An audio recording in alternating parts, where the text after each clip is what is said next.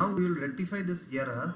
For this we have to just go to the index.js file, and here we have to just get rid of some things like let me show you.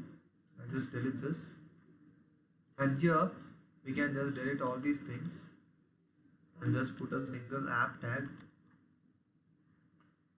where you can just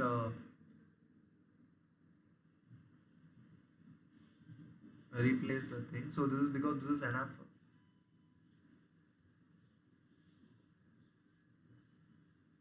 You can just replace this entire thing with a single app tag because it's enough. Yeah, like this. And then we can remove this import because this is false import because we don't have this file right now. So other than this, everything is fine. Okay. So now let me save it. Okay.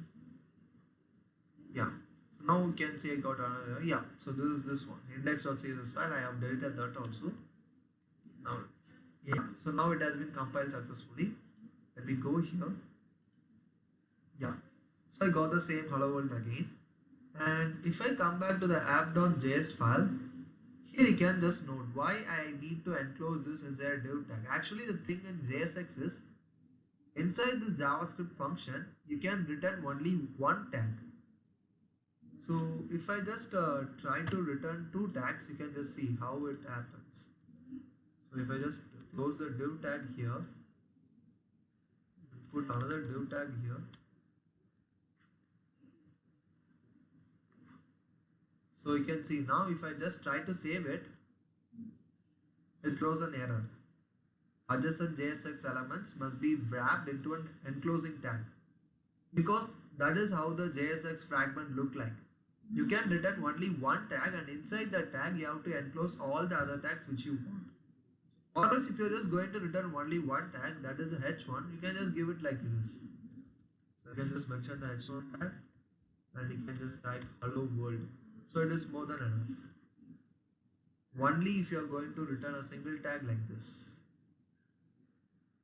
So now you can see I got the hello world alone. So you can see it has been now in the left alignment because previously the class name has been used, which is that app, because in that class only we have that center alignment style. So right now we got rid of those things. So this is how the JSX work, and these are the basic files which we needed to work with the React app.